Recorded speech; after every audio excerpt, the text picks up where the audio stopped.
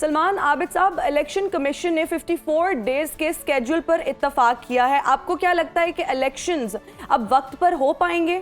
Election commission के पास अब कोई ऑप्शन नहीं है कि वो इलेक्शन की तरफ ना जाए। अल्टीमेटली अब उनको इलेक्शन का रास्ता इख्तियार करना पड़ेगा, क्योंकि सुप्रीम कोर्ट की जजमेंट जो है वो बड़ी वाज़ेह है। और अगर अब इलेक्शन से इनराफ करने की कोशिश की गई तो ना सिर्फ ये अदालती फैसले की खिलाफ वर्जी होगी, बल्कि हुकूमत पर और कुछ इदारों पर तौहीन अदालत भी लग सकती है। तो इसलिए मुझे लगता है कि इलेक्शन की तरफ जो है वो मामला जाएगा।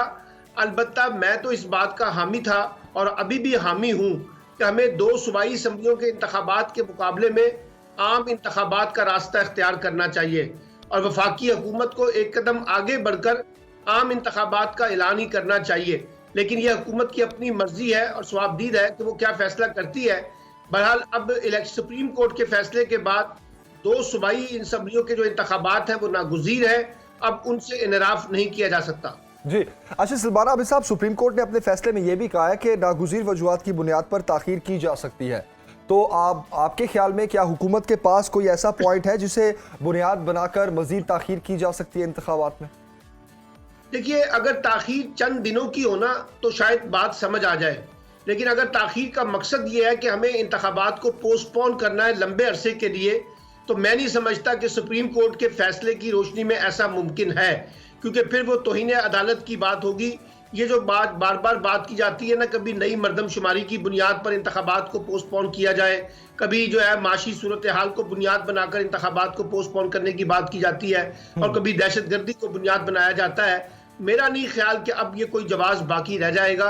हर सूरत में इलेक्शन कराना है। अगर वफाकी हुकूमत इलेक्शन से फरार का रास्ता इख्तियार करती है और इदारों को अपने हक में इस्तेमाल करने की कोशिश करेगी, तो इससे एक नई सियासी भी और कानूनी जंग जो है वो आपके सामने आ जाएगी, और अल्टीमेटली फिर दोबारा गेंद जो है वो सुप्रीम कोर्ट में जाएगी कि हुकूमत ने सुप्रीम कोर्ट का फैसला मानने से इनकार कर दिया है।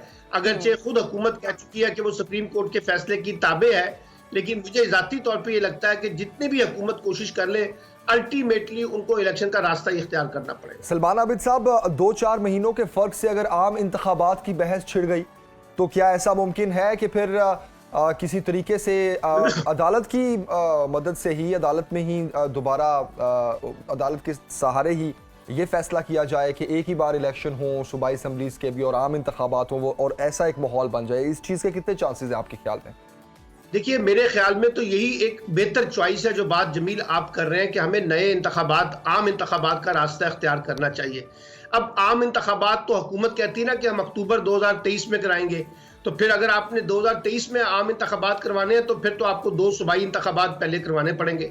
और अगर हुकूमत थोड़ा सा सेक्रीफाइस करे और मामलात को 3-4 महीने पीछे ले आए, तो फिर अप्रैल या मई में आम इंतखाबात का रास्ता निकाला जा सकता है। और अब वफाकी हुकूमत खुद जो है वो कौमी असम्बली को तहलील करके आम इंतखाबात का रास्ता अगर इख्तियार कर ले, तो हमारे यहाँ अप्रैल या मई में आम इंतखाबात हो सकते हैं। लेकिन ये फैसला अल्टीमेटली हुकूमत को करना है कि वो 2 सूबाई असम्बलियों के इंतखाबात का रास्ता इख्तियार करेगी या अल्टीमेटली वो आम इंतखाबात का रास्ता इख्तियार करेगी, क्योंकि हुकूमत खुद कह रही है कि 2 सूबाई असम्बलियों के इंतखाबात मुमकिन नहीं है, हमें आम इंतखाबात का रास्ता इख्तियार करना है।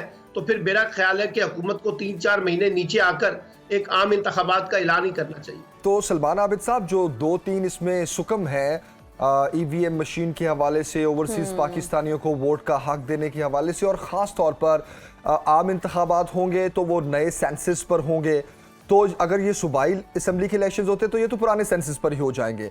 तो क्या आपको लगता है कि अगर आम इंतखाबात की राह हमवार होती भी है तो ऐसे में क्या नए सेंसस हो जाएंगे और कोई पार्टीज की जानिब से एतराज़ात नहीं आएंगे कि जनाब ये इलेक्शन सही नहीं हो रहे, या साफ और शफाफ इलेक्शन पर भी एक सवाल खड़ा हो जाएगा? देखिए जमील भाई, बात यह है कि जो EVM के ऊपर और ओवरसीज पाकिस्तानियों को वोट देने का मामला है, ये तो अक्टूबर तक भी हल होने वाला नहीं है। अगर हम अक्टूबर तक भी इंतजार कर लें इंतखाबात का, तो इसके इम्कानात कम है, क्योंकि वफाकी हुकूमत की कोई दिलचस्पी नहीं है ओवरसीज पाकिस्तानियों को वोट देने के हवाले से और EVM के हवाले से। और इलेक्शन कमीशन भी अपनी EVM के हवाले से अपने तहफ़्फ़ुज़ात का इजहार कर चुका है। तो वो चाहे इलेक्शन 3 महीने 4 महीने पहले हो जाए या 4 महीने के बाद हो, इलेक्ट्रॉनिक वोटिंग मशीन के ऊपर इलेक्शन का इम्कान तो मुझे कम अज़ कम नज़र नहीं आ रहा। ये पुराने तरीक़ेकार के मुताबिक इलेक्शन होगा। जहां तक आपने नई मरदमशुमारी की बात की है, हमारे यहाँ तो अनफॉर्चुनेटली अभी जो पुरानी मरदमशुमारी के जो नताइज हैं उन्हीं को सिंध में और बलूचिस्तान में तस्लीम नहीं किया जा रहा। तो नई मरदमशुमारी जब अगर हो भी जाए तो उसके नताइज को कौन अभी कबूल करेगा, खासतौर पर 2 सूबे जो सिंध और बलूचिस्तान के हैं। तो मेरा ख्याल ये है कि जब एक कॉन्स्टिट्यूशनल रिस्पॉन्सिबिलिटी ये आ गई है कि आपने असम्बलियाँ तोड़ी हैं और असम्बलियाँ तोड़ के 90 दिन के अंदर इलेक्शन कराने हैं, तो अब आपके पास यही चॉइस है, या तो आप 2 सूबाई असम्बलियों के इंतखाबात कराएं पुरानी मरदमशुमारी के मुताबिक, या नए इंतखाबात का रास्ता इख्तियार करें।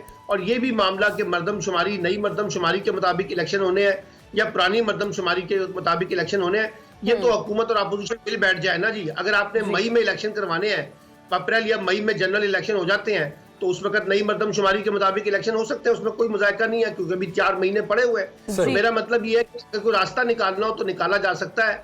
अलबत्ता मसला सिर्फ ये आ रहा है कि हुकूमत ये समझती है कि चाहे वो फौरी इंतखाबात भी करवा दे, चाहे वो सूबाई असम्बली के इंतखाबात हो या आम इंतखाबात हो, हमें इस वक्त इंतखाबात सूट नहीं करते। जो मुल्क की माशी सूरत हाल है, जो महंगाई है, उस पूरे अमल के अंदर लोग उनको वोट क्यों देंगे? इसी वजह से वो इलेक्शन से फरार का रास्ता सलमान आबिद साहब, अगर मुल्क की मौशी सूरत हाल की बात करें और महंगाई की बात करें, तो उस हवाले से आप इसहाक डार साहब का मुस्तकबिल क्या देख रहे हैं?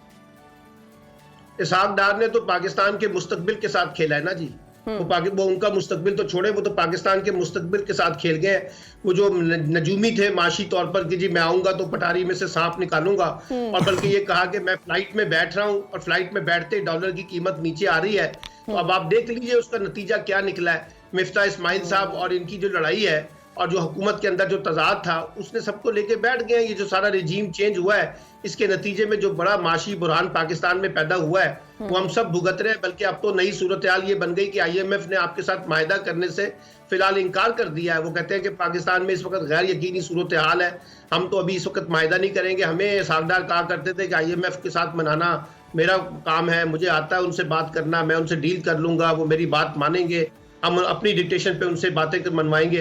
तो वो सारा तजर्बा तो नाकाम हो गया ना। तो ये इसलिए ये कहा जा सकता है कि माशी तौर पर ये जो हुक्मरान इत्तेहाद है, इनको डुबोने में जिस शख्स ने सबसे बड़ा किरदार अदा किया है, उसका नाम इसहाक डार है। ठीक हो गया। सलमान आबिद साहब, जाते जाते आपका ये भी कमेंट लेना चाहूंगी कि मरियम नवाज साहिबा क्या नून लीग की पॉपुलैरिटी गेन कर पाएंगी? जिस तरह से वो जलसे जुलूसों का सिलसिला अब जारी है, आपको क्या लगता है कि नून लीग अपनी पॉपुलैरिटी को गेन कर पाएगा या अपनी साख बचा पाएगी? एग्जैक्टली देखिए, कोशिश तो वो करेंगी, और इसी वजह से शायद उन्होंने ये कह भी दिया कि ये हुकूमत मेरी नहीं है, ताकि जब वो अवाम में जाएं तो वो लोगों को बता सकें ये हुकूमत उनकी नहीं है, वो तो अवाम के साथ खड़ी है।